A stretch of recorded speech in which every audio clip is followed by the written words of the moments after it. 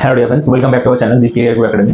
আগের দিন আমরা যে লাস্ট তোমার ব্যাকগ্রাউন্ড আলোচনা করেছিলাম ফার্স্ট অ্যাংলো মারাঠা ওয়ারের বা অ্যাংলো মারাঠা ওয়ারের, আজকে তারপর থেকে ফার্স্ট অ্যাংলো মারাঠা ওয়ারটা পুরো আমরা কমপ্লিট করবো। ঠিক আছে, দেখো এই যে লাস্ট আমরা পড়েছিলাম যে পেশোয়া বালাজি বাজিরাও ছিল এবং তার তিনজন পুত্র ছিল বিশ্বাস রাও, মাধব রাও এবং নারায়ণ রাও, এবং তার তিনজন ভাইও ছিল রঘুনাথ রাও, শামশের রাও এবং সদাশিব রাও ভাও।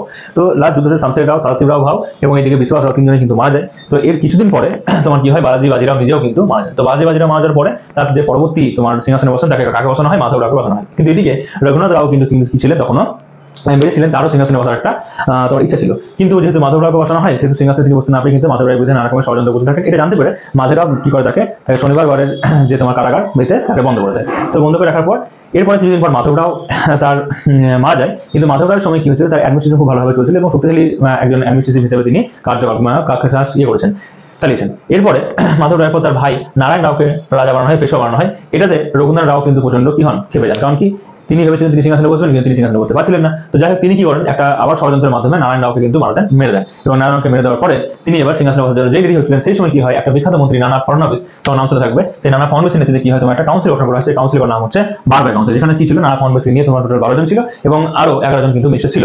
এটা কি করে, নারায়ণ রাওয়ের যে ছেলে ছিল সবাই মাধব রাও তাকে তোমার সিংহাসনে বসানোর জন্য রেডি হন। এবং এই যে মাধব রায়ের ছেলে সবাই মাধব রায় সে কিন্তু একটা ছোট ছেলে ছিল, খুবই ছোট ছেলে, এবং যার এগেনস্টে নানা ফডনবিসরা কি করতো, এই বারবার কাউন্সিল কিন্তু মারাঠা কনফারেন্সে চালাচ্ছিল।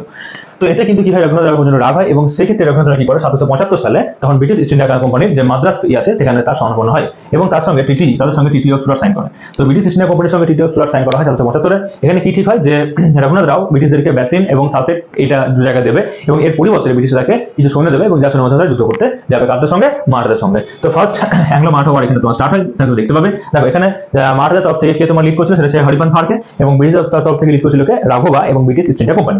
তো এদের মধ্যে যে যুদ্ধ শুরু হয়, কিন্তু যেহেতু ব্রিটিশ ইন্ডিয়া কোম্পানির মাদ্রাসের এই সঙ্গে এই ডিসিশন নেওয়া হয়েছিল এবং একটা চিঠি তোমার কলকাতায় পাঠানো হয়েছিল, তখন কলকাতা তোমার কি ছিল, রেগুলেটিং অ্যাক্ট 1773-তে তোমার একটা মাধ্যমে কলকাতা ছিল তোমার বাকি দুটো প্রেসিডেন্সি কন্ট্রোল করার দায়িত্ব ছিলেন। এবং তখন কলকাতার যে প্রেসিডেন্সি ছিল তার একমাত্র হেড ছিলেন ওয়ারেন হেস্টিংস, ভাইসরয়। তো তিনি কি করেন, সঙ্গে সঙ্গে এই যুদ্ধ থামানোর জন্য 1776 একটা চিঠি জারি করেন কাকে, এদিকে আমাদের রাঘবা এবং ব্রিটিশ ইন্ডিয়া কোম্পানির কাছে পাঠান যুদ্ধ থামানোর জন্য, এবং সেম একটা চিঠি হরিপাল ফারকে পাঠান 1776 সালে। ঠিক আছে, এই যে এবং যুদ্ধ থামানোর জন্য যে চিঠিটা করা হয় সেটা বলা হচ্ছে টিটি অফ পুরন্দর। এই চিঠির মাধ্যমে কি হয় যে আমরা আর কোনো রকমের এখানে যুদ্ধ করবো না এবং এই যুদ্ধটাকে এখন থামানো হোক। ঠিক আছে, কিন্তু এই যুদ্ধের পর আমাদের কিনা মারাঠারা নিজেদের ইয়েকে আর্মিকে আরো শক্তিশালী করার জন্য কি করতে লাগে, যে এমন আমরা একটা শক্তিশালী আর্মি বানাবো যাতে কি ব্রিটিশদের সামনে দাঁড়াতেই না পারে। তো সেই উদ্দেশ্যে ওরা কি করে 1777 সালে একটা টিটি করে ফ্রান্সের সাথে, যেটাকে বলে টিটি উইথ ফ্রান্স। সেখানে কি করে, টিটিদের সাথে ফ্রান্সের সঙ্গে ঠিক করে তারা ফ্রান্সকে তোমার কিছু তোমার কোস্টের জায়গা দেয় তোমার ব্যবসা করার জন্য, এবং ফ্রান্সের কাছ থেকে কিন্তু আর্মি শিক্ষা ট্রেনিং এসব নিতে থাকে।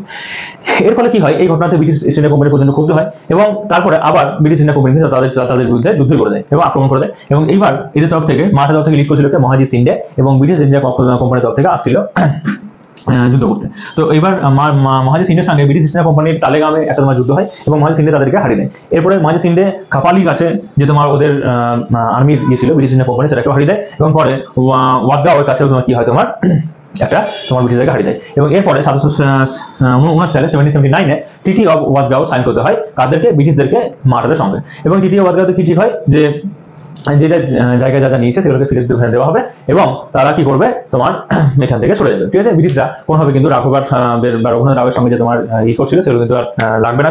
এবং ওরা কি বলা হয় যে ঠিক আছে, আমরা রঘুনাথ রাওয়ের সঙ্গে আমরা একটা বাকিটা বুঝে নেবো এবং টিটি তোমার অফ ওয়াদগাঁও সাইন করা হয়। এরপরে ওয়ারেন হেস্টিংস কিন্তু এই যে ওয়াদগাঁওয়ের সন্ধি ছিল সেটাকে কিন্তু মানতে পারছিল না, সেই জন্য ওয়ারেন হেস্টিংস করে 3টে সৈন্য আবার পাঠায়, তোমার কর্নেল গোয়ার্ডের নেতৃত্বে, ক্যাপ্টেন পোকমের নেতৃত্বে এবং জেনারেল ক্যামাকের নেতৃত্বে। যেটা তোমার কি হয় 1779-তে এরা 3টে দল যেখানে যুক্ত ছিল সেখানে কি হয়, তারা পরবর্তী একে করে যায় ক্যাপচার করছিল। তো 1779-এ ওরা আহমেদাবাদ ক্যাপচার করে কর্নেল গোডে, তারপর 1778-তে তারা কি বাসাইনা ক্যাপচার করে, ক্যাপ্টেন পোকম তো 1780-তে গোয়ালিয়র ক্যাপচার করে, 1781-এ সিন্ধিয়া ও ক্যাপচার করে। সিন্ধিয়া যেহেতু হেরে গেছিল, তো 1781-এ সিন্ধির সাথে মহাজি সিন্ধির সাথে কি করে, ওয়ারেন হেস্টিংস একটা সন্ধি সাইন করে এবং সেই সন্ধিতে কি বলা হয় যে তুমি কি করবে, এই যুদ্ধের বা এই ইয়ের মধ্যে একটা মিডিয়েটরের কাজ করবে, তুমি নিউট্রাল হিসেবে থাকবে, কাউকে সাপোর্ট করবে না। ওরা অ্যাকচুয়ালি চাইছিল কি যে নানান ফর্মসকে তোমার শক্তিশালী যে ছিল তার শক্তিটা কমিয়ে দিতে, তাদের মধ্যে বিরোধ বাঁধিয়ে দিয়ে। তো যাই হোক, তারপর তোমার কি হয় 1782-তে টিটি অফ সলভাইয়ের মাধ্যমে মারাঠাদের সঙ্গে এই এদের আমাদের ব্রিটিশ যেটা সন্ধি সাইন হয় টিটি অফ সলভাই, যার মাধ্যমে কিন্তু ফার্স্ট অ্যাংলো মারাঠা ওয়ারের কি হয়, অবসান ঘটে বা শেষ হয়। তো এই ফার্স্ট অ্যাংলো মারাঠা ওয়ারের যখন অবসান হয় 1782-তে যে টিটি অফ সলভাই হয়, তার মাধ্যমে কি ঠিক হয়, যে টিটি অফ সলভাই হয় তার মাধ্যমে ঠিক হয় কি যে তোমার যে প্রত্যেকে তাদের নিজেদের যে যে জায়গাগুলো ক্যাপচার করে সেগুলো ফিরে দেবে এবং মাধবরাওয়ের সঙ্গে ব্যাপারটা মাঠা নিজেরা বুঝে নেবে, কারণ কি মাধবরাও ওদের নিজেদের লোক। আর এরপরে ব্রিটিশদের কাছে একটা ইম্পর্টেন্ট কি বলে যে তোমরা আর অন্য কোনো কান্ট্রির সঙ্গে বা অন্য কোনো তোমার বিদেশি ফরেন পাওয়ারের সাথে কি করবে না, কোনো রকম টিটিতে যাবে না, ঠিক আছে। তো এইটুকু ঠিক হয় এবং এর মাধ্যমে কি হয়, টিটি তোমার ফার্স্ট অ্যাংলো মারাঠা ওয়ারটা কি হয় তোমার শেষ হয়। Thank you. ঠিক আছে, তাহলে এর নেক্সট দিন আমরা কি করবো, টিটি বলছি, এর নেক্সট দিন আমরা কি করবো তোমার সেকেন্ড অ্যাংলো মারাঠা ওয়ার এবং থার্ড অ্যাংলো মারাঠা ওয়ার যেটা আছে সেগুলো নিয়ে আমরা আলোচনা করবো। Thank you.